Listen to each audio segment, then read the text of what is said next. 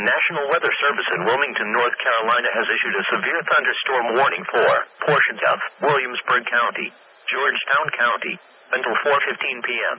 At 3:29 p.m., meteorologists detected severe thunderstorms along a line extending from Thrayo to 34 miles southwest of Lambert, moving east at 35 miles per hour.